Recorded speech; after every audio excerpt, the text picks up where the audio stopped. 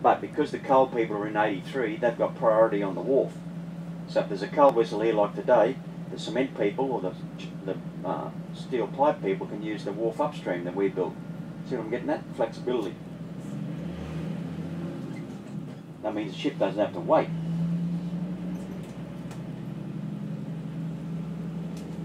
So this vessel's been occupying our wharf for a week now because the handling pipes is a bit stop-start and a bit of a fiddly job.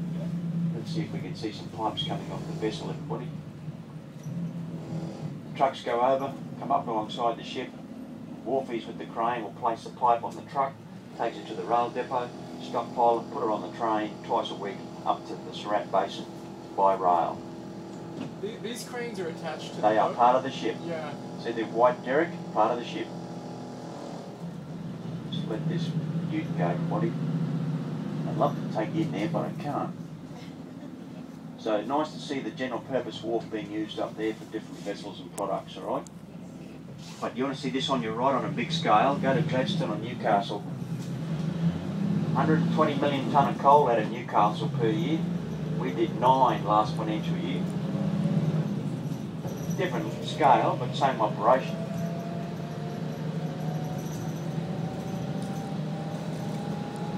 How are we doing, everybody? You still with me?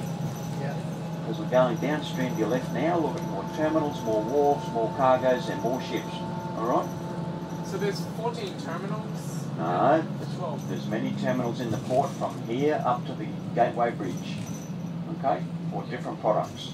We have 29 wharves in the port. The port has many terminals for different types of cargo. If you went to Hay Point, you'd see one cargo being handled, export coal. Yeah.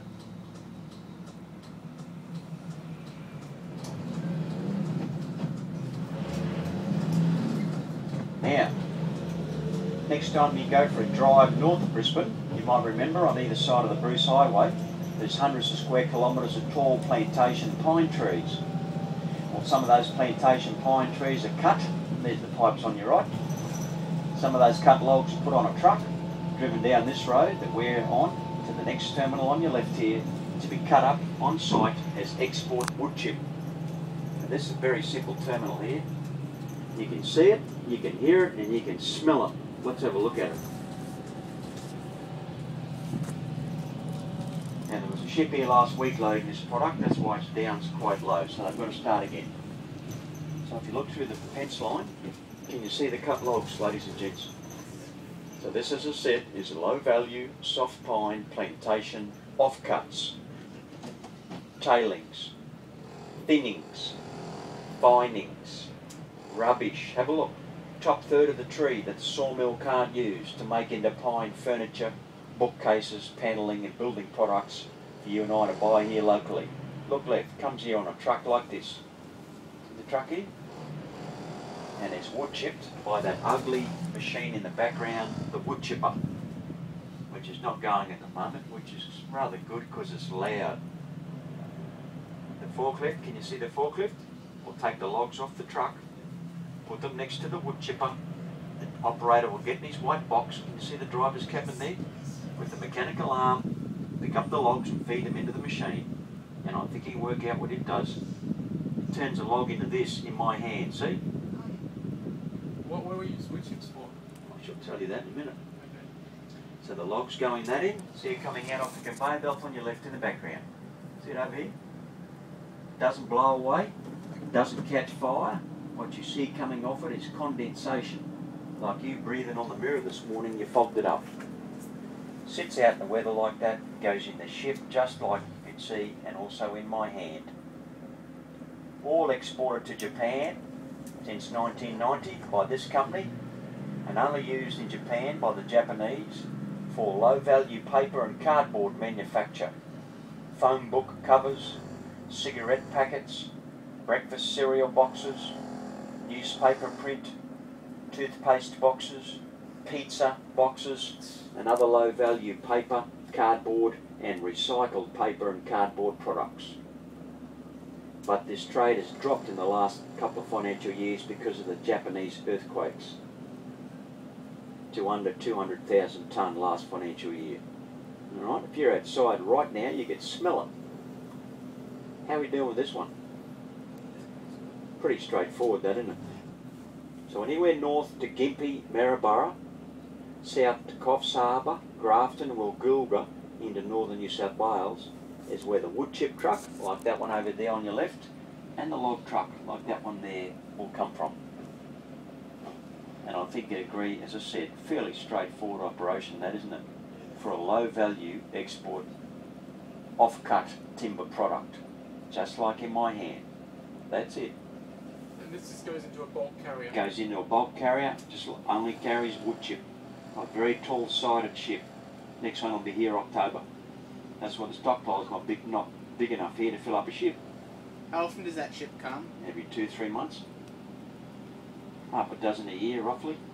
Ship here last week only loaded 18,000 tonne. Before the Japanese earthquakes, they were loading 20-25,000 tonne. The Japanese economy will take a long time to recover. Alright. On your right, coal seam gas pipes. Thousands of them. How are we doing?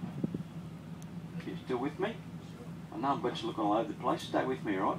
How long are those pipes? Have a look, everybody. They go on a container train, which will carry a 40-foot container.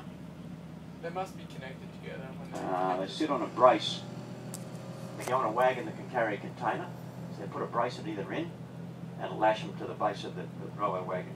2 trains a week out of here, 160 pipes a train. That's big product. That's good rent for us, that. For the developer of the coal seam gas developments in northern, central western Queensland. There's hundreds of millions of dollars being spent there. So that space in particular is just transitional? Can be, yeah. The train will be here next week. But and so when the pipes are gone, you're not making rent on it? no, not at all. We can store motor vehicles there as well if the car trade picks up like it is. Yeah. At the moment, we're getting good rent for storage of that before it goes to the mine, the project site.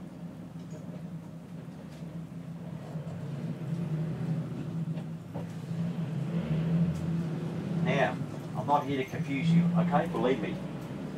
The wood chip is loaded into your ship through the grain terminal next door.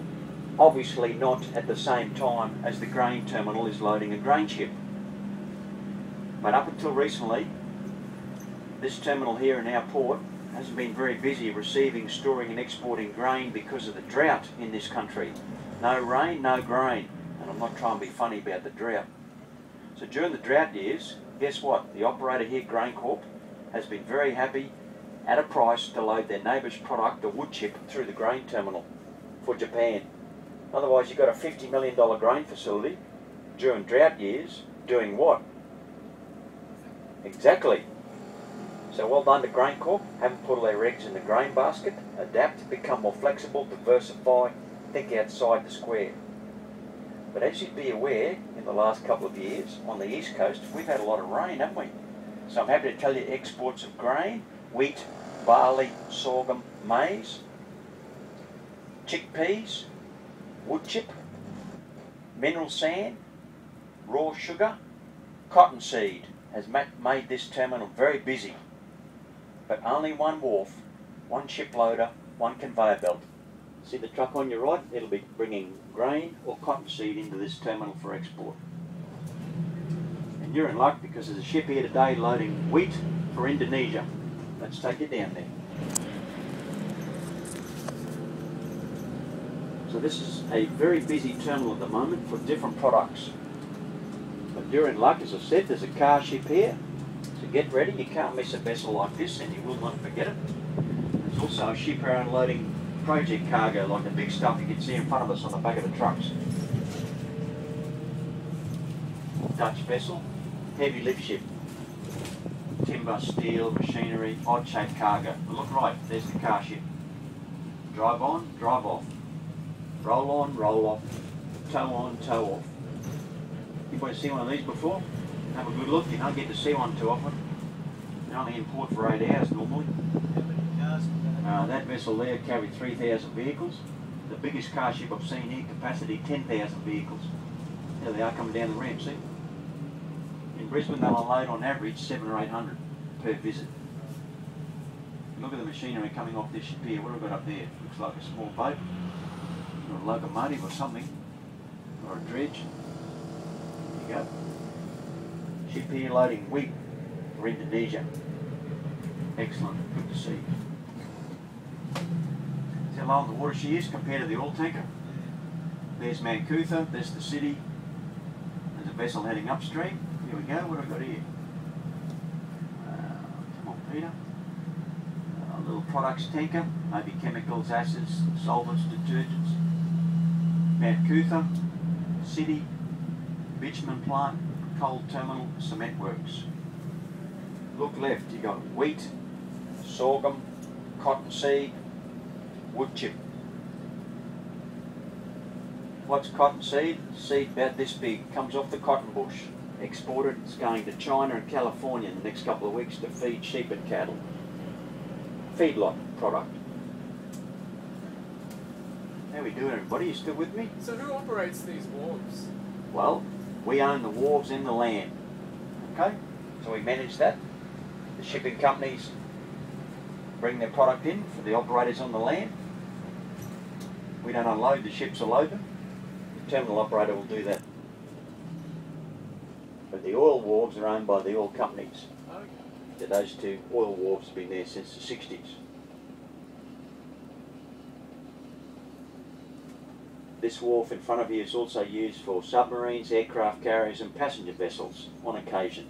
That's why I built this facility to process those ships, passengers, crew, luggage, customs, quarantine, pickups by family and friends when that happens. So this is a multi-use wharf, the grain wharf. How we doing, everybody? Nice to get up close to things. Are any of these roads open to the public? You can't come in here, Joe Public, where I've taken you out through the fence. You can go around during the day only, not at night. If you're going to do that, two things. Look out for all the trucks, please. We've had people killed on the roads here, unfortunately. Secondly, if you see a continuous yellow line on the road, you cannot pull up. You're at the mouth of the river, everybody. Look left, there's the airport control tower. You know where you are? Excellent. It's great to see these people busy on your right. During the drought, there's none of this. Got a new driveway, there's somebody truck coming in here. This vessel is about to go this afternoon. Look how low on the water she is. If you look between these vessels on your left, you'll see Luggage Point, Boonda Wetlands, Redcliffe Hospital, Glasshouse Mountains. You're at the mouth of the Brisbane River at high tide. Does that affect when the ships can come in and out? Not really in this port. When deep enough? Yeah, right now if you jumped in the river, there's 16 metres of water here, 50 feet deep. As I said to you before, you're not going to send your ship to a port where you can't get in. So you're going to use the tide to your advantage, wouldn't you? So if you're loading coal on a vessel, you want to go out on the high tide, don't you? Which means you can put more coal on board the ship. So you work out a window for your vessel. You've got a general cargo ship here, and the downstream's a car ship. So totally different landscape behind you to what's on your left, isn't it? Have a good look, everybody. Nice variety here today. That's AAT. If you were yesterday, there were motor vehicles up to this fence. That's why the keys are in them, to move them. Great spot here. We get a car ship like that, there'll be one here every 2 days. On Friday there was two here. That's how you transport motor vehicles and machinery. Everybody see all right? Yeah. On your right, there go some vehicles on the flyover seat to the storage area I showed you first up. Remember that? Shade netting, electric fence? Yeah. You got the whole picture today. There it is. Plus there's big stuff, look in front of us here, for LNG projects, I think in Gladstone. Liquefied natural gas. There's a car coming down the ramp. That's how you do it. Like Floating Kings, David Jones, Myers car park. Exactly the same. Not pretty, are they? But functional. So it's the stevedores who do the loading? That's correct. Wharfies. Longshoremen, stevedores. Drive them on, drive them off. Male and female. Day shift, twilight shift, midnight shift. Round the clock, every day of the year, on a roster shift system. Stevedore, Spanish words mean packed tightly. Here they come. So the stevedores rent the space? They rent the land off us, pay